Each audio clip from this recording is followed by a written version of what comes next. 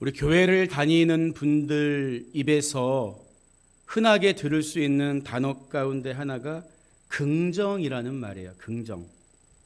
책도 있었잖아요. 굉장히 베스트셀러가 됐던. 그런데 이야기를 가만히 듣다 보면 그분들이 생각하는 긍정이라는 말은 대부분 성공과 같은 의미로 쓰는 것 같더라고요. 그러다 보니까 내가 긍정적이라고 생각하는 사람은 결국 내가 믿음을 가지면 복을 받고 성공하게 될 것이라 여기면서 이것이 신앙적으로 잘 정리된 생각이라고 오해하는 것 같아요. 더 나아가서 내가 복을 받고 성공하는 것이 성도로서 하나님의 영광을 나타내는 마땅한 일이자 의무라고까지 여기는 분들도 계십니다. 사실 제가 존경하는 옥하는 목사님이 긍정의 힘이란 책을 쓴 목사님을 가리켜서 이단은 아니지만 이단보다 더 위험한 사람이라고 말씀하신 적이 있어요. 왜 그렇습니까? 하나님에 대해서 잘못된 가치관과 신앙을 심어주는 것은 잘못된 약을 먹는 것과 똑같기 때문이에요. 하나님을 부정해야만 잘못된 길로 가는 게 아닙니다. 하나님을 이야기하는데 잘못된 성경관, 잘못된 하나님에 대한 이야기를 하면서 성도들을 얼마든지 잘못된 길로 빠뜨릴 수 있다는 거예요. 왜 긍정적인 신앙, 성공주의 신앙이 비성경적인 사고의 결과물이냐 하면 이것은 지극히 결과주의적인 발상이기 때문이에요. 성공주의가. 이런 발상은 자칫 결과만 좋으면 무조건 믿음이 좋아서이고 결과가 나쁘면 믿음이 부족해서 그렇다는 이분법적인 시각을 갖게 합니다. 성공주의 신앙이 위험한 또 한 가지 이유가 뭘까요?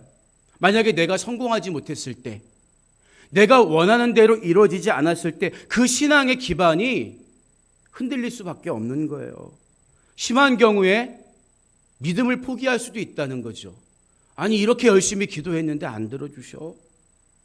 그리고 무엇보다 가장 큰 문제점은 성공주의 신앙에 대해서 성경이 절대 동의하지 않는다는 것입니다. 물론 성경 속에는 하나님이 주신 물질의 복도 받고 세상에서 장수한 인물들도 많이 있어요.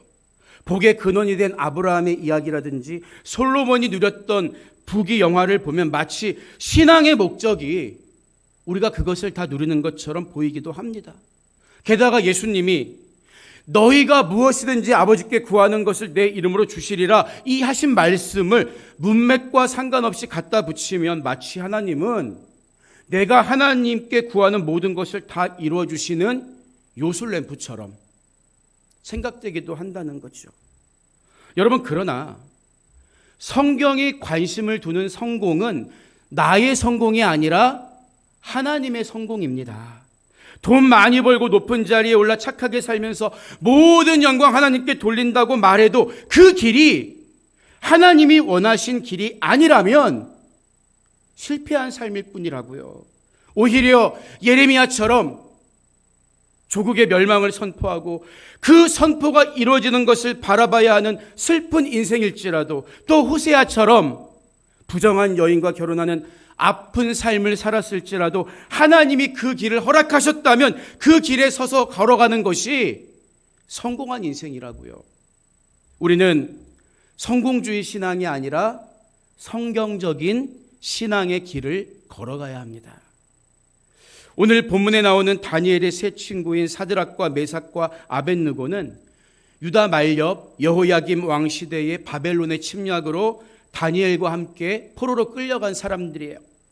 원래 이들의 이름은 하나냐, 미사엘, 아사랴였습니다. 유대식 이름이었어요. 그런데 이름도 포로로 끌려가서 우리에게 더 익숙한 사드락과 메삭과 아벳느고라는 이 바벨론식으로 바뀐 거죠. 사실 다니엘의 이름도 벨드사살로 바뀌었습니다. 하지만 성경은 다니엘의 이름은 그대로 기록하고 있습니다. 다니엘은 하나님의 지혜와 도우심으로 왕궁에서 느부갓네살을 보조하는 역할을 맡았을 뿐만 아니라 3명의 친구들을 왕에게 추천해서 지방을 다스리는 관원의 자리에 오르게도 합니다. 이들은 모두 다 포로로 끌려왔지만 왕의 총애를 받고 포로지에서 벼슬을 하게 된 거예요. 비록 나라는 이렇지만 다니엘이나 그의 세 친구들의 인생은 바벨론에서 성공한 것처럼 보입니다. 아니, 실제로 성공했습니다. 만약에 우리가 세상에서 높은 지위에 오르거나 부를 쌓는 것을 우리 신앙의 최종 목표라든지 결과물로 여긴다면 그때부터는 뭘 해야 되는 거예요? 이걸 지키는 일에 골몰해야겠지요.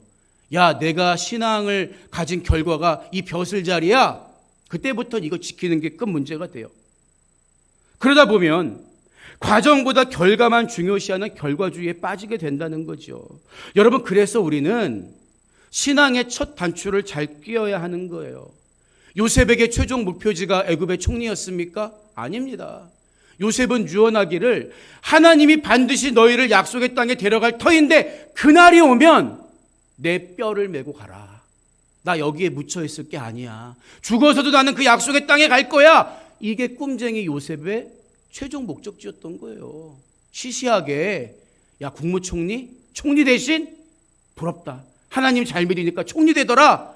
이게 요셉의 최종 목적지가 아니었다는 거예요. 그러니까 세상에서 우리가 얻을 수 있는 게 아무리 아름다워 보여도 하나님이 스톱! 너 거기서 멈춰! 그건 내가 원하는 길이 아니야. 멈추라고 하시면 당장 멈출 수 있는가? 이게 우리가 날마다 기도하면서 점검해야 하는 거예요. 하나님, 오늘도 내게 복 주세요. 물론 이 기도 해야겠지만 하나님이 오늘도 나에게 멈추라고 말씀하시면 나는 스톱할 준비가 되어 있는가? 항상 이런 기도해야 하는 거예요. 갑자기 그게 안 됩니다, 여러분. 세상의 유혹과 세상이 줄 수 있는 게 얼마나 달콤한데요. 쉽지 않다고요.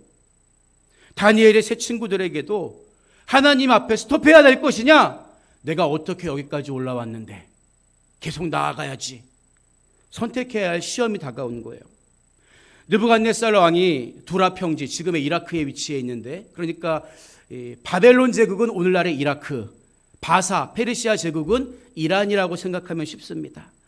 바벨론의 느부갓네살 왕이 두라 평지에 30m나 되는 금신상을 세우고 거기에 경배하고 절하지 않는 사람은 뜨거운 풀무불에 던져버리겠다고 엄포한 거예요. 아마 절대 왕권을 행사하던 느부갓네살은 감히 아무도 그 명령에 거역하지 않을 거라고 생각했을 거예요. 그렇죠? 뭐 유대인들이 절을 하나 안 하나 시험할 목적으로 금신상 어렵게 세우고 절하라고 했겠습니까? 아니요. 당연히 내 말이 법인데 누구든지 절할 거야. 이 생각으로 호출했을 거예요.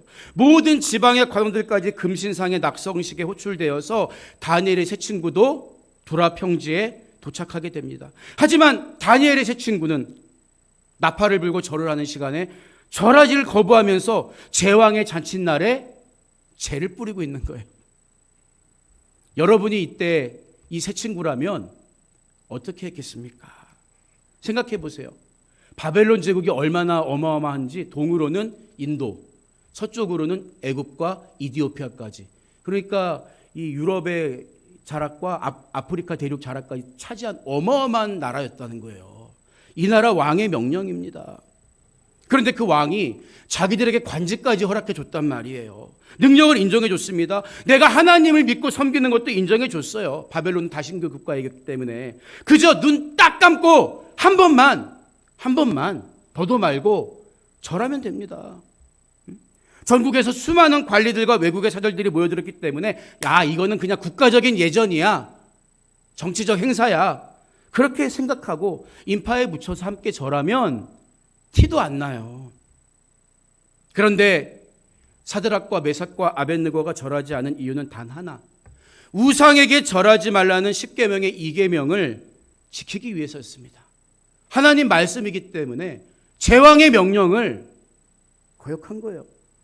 느부갓네살이 이 말을 듣고 대노해서 너희가 내 신을 섬기지 아니하며 내가 세운 금신상에게 절하지 아니한다 하니 사실이냐?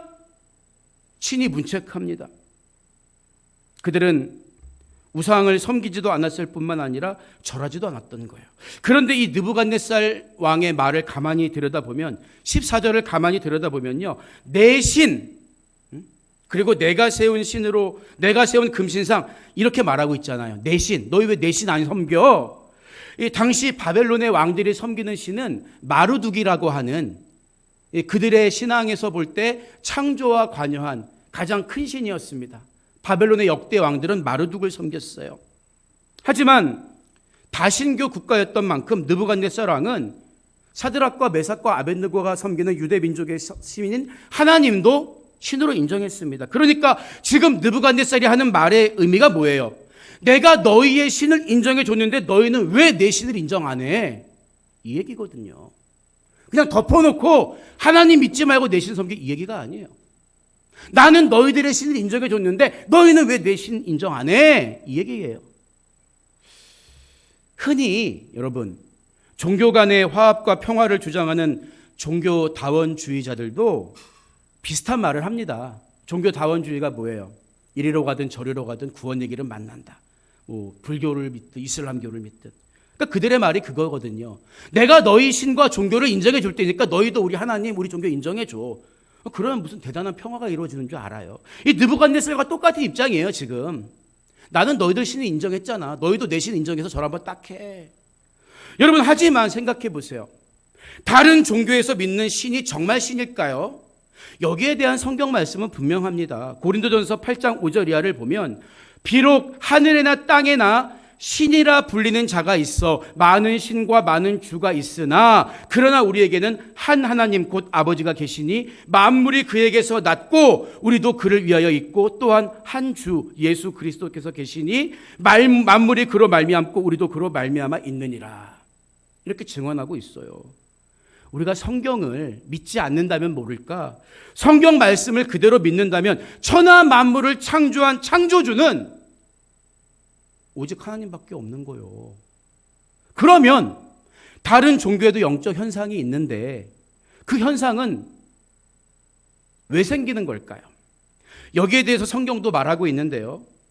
고린도전서 10장 20절을 보면 무릇 이방인이 제사하는 것은 귀신에게 하는 것이요 하나님께 제사하는 것이 아니니 나는 너희가 귀신과 교제하는 자가 되기를 원하지 아니하노라. 이렇게 말하고 있다고요. 그러니까 타락한 사탄과 그를 따르는 영적 존재였던 천사들이 지금은 사탄의 하수인격인 귀신이 되어서 졸개가 되어서 영적 현상으로 사람들을 속이고 지금까지 미혹하고 있는 거예요.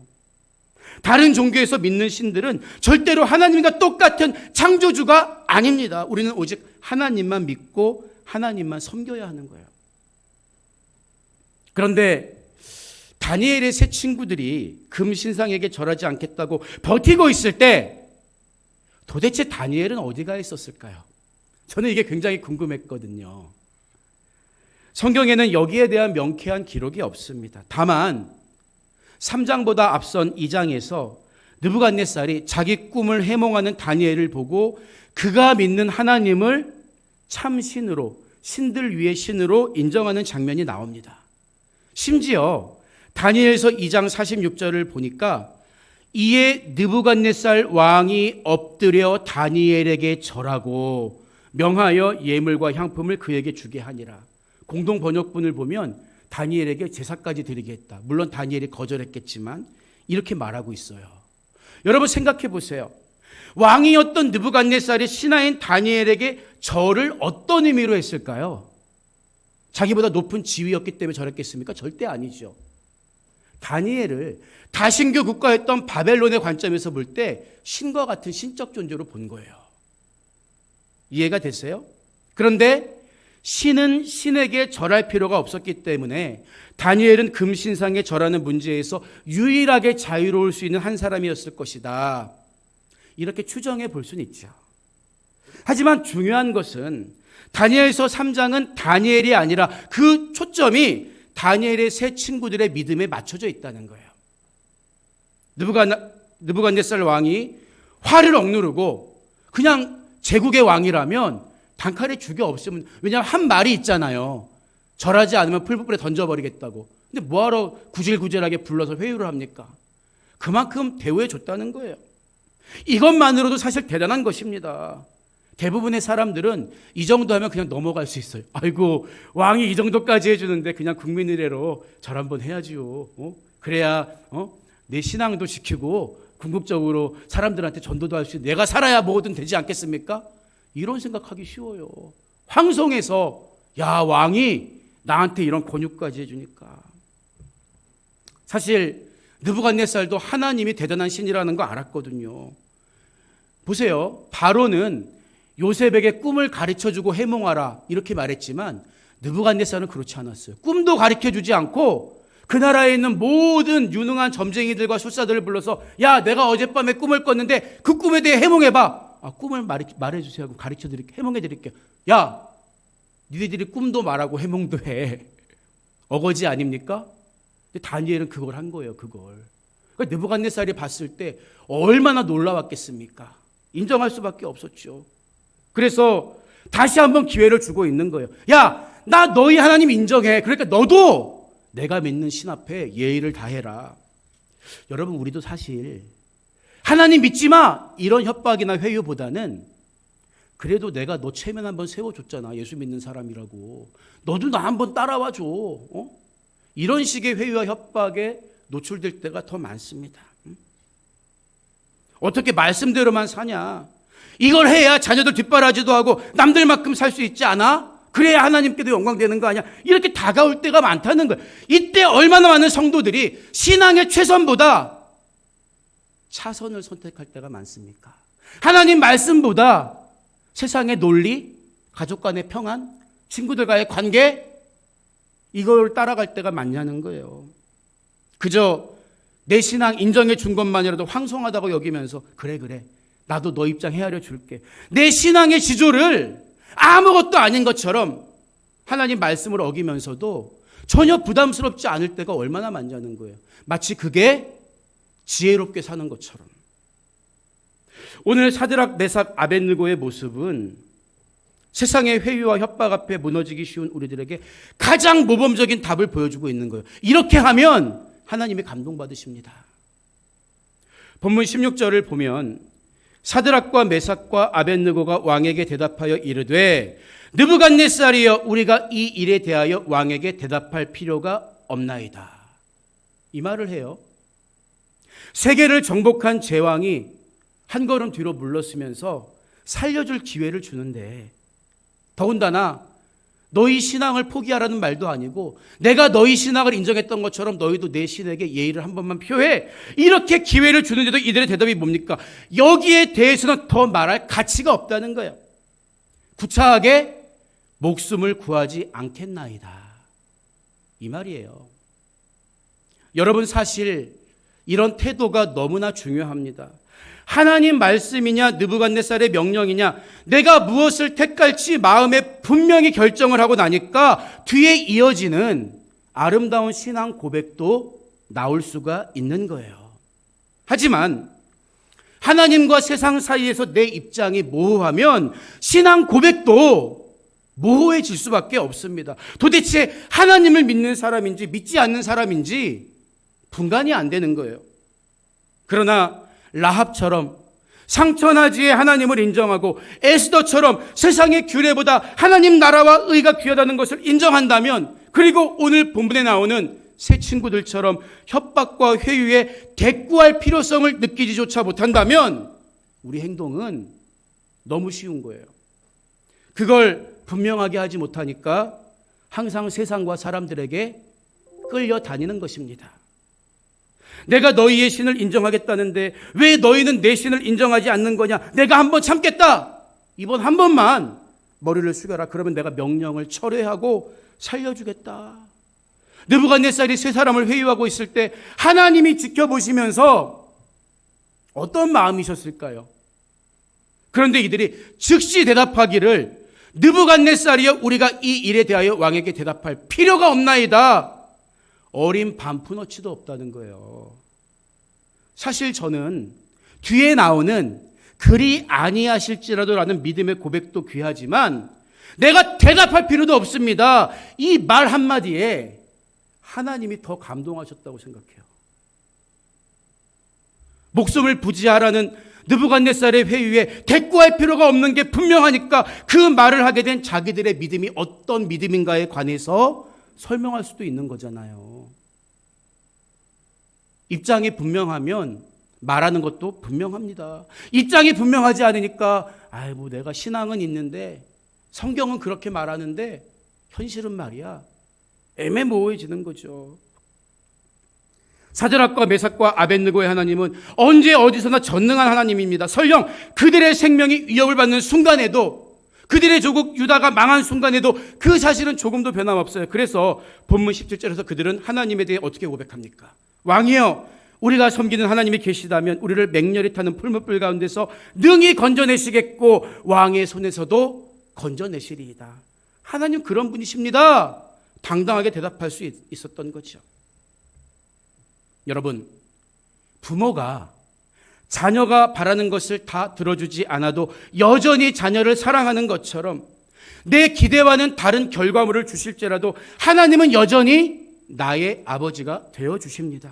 그래서 내가 하나님의 귀한 자녀라는 사실이 믿어지는 사람은 하나님이 내 바램을 들어주지 않는 순간에도 여전히 하나님과 나 사이에 아무런 변화가 없다는 사실을 확신할 수가 있는 거예요. 바로 이것이 영적인 자존감입니다.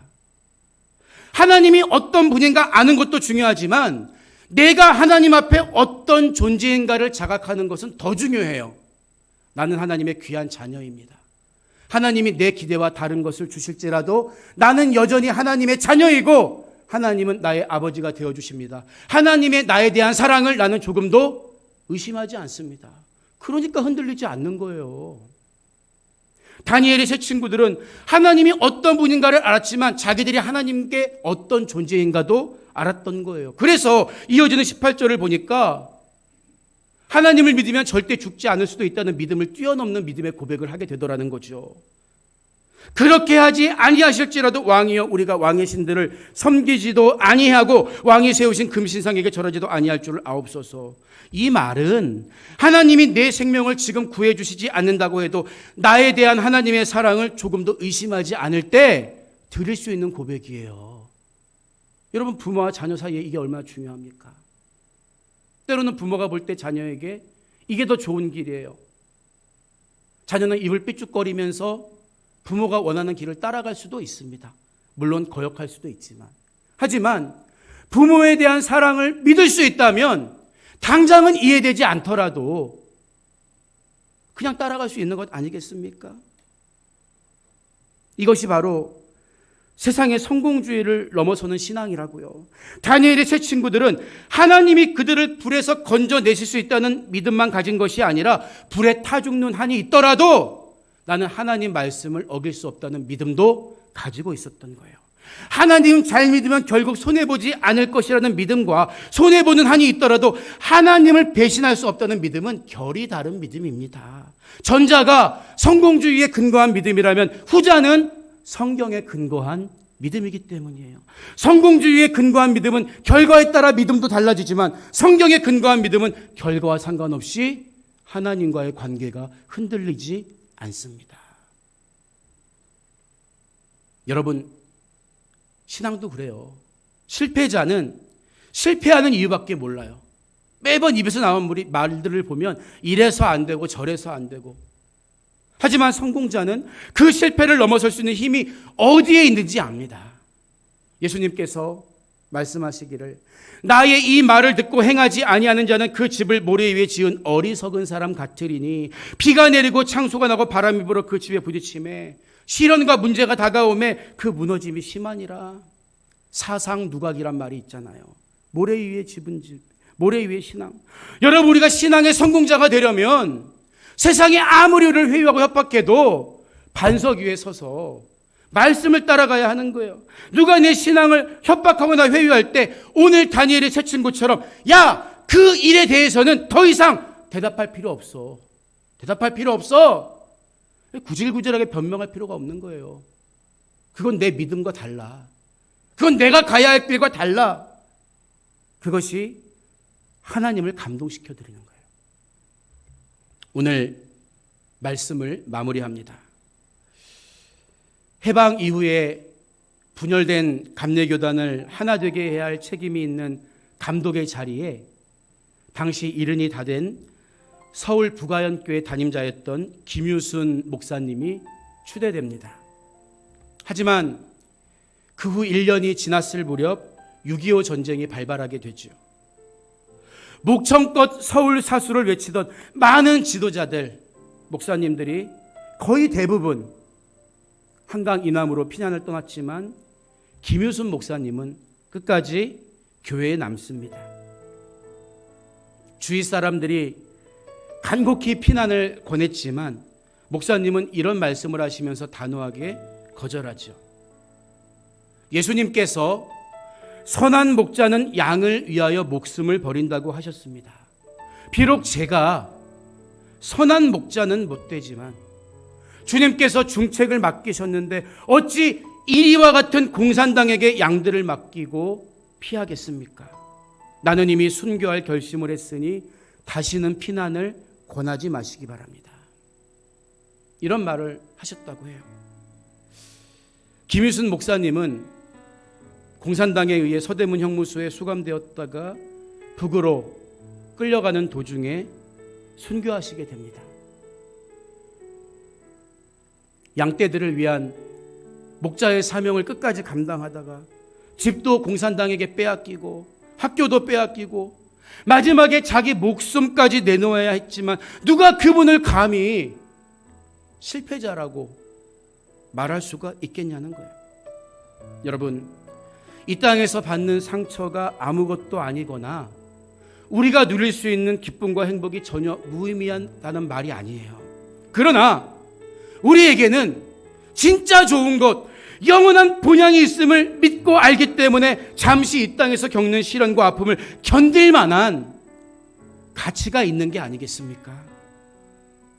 참 소망이신, 반석이신 예수 그리스도를 바라봅시다. 성경은 하나님께로서 난 자마다 세상을 이기느니라, 세상을 이기는 승리는 이것이니 우리의 믿음이니라 선언합니다. 다니엘의 세 친구들처럼 세상과 타협하지 않는 결단과 담대함으로 항상 승리하는 여러분의 귀하고 복된 삶이 되시기를 주님의 이름으로 축원드립니다.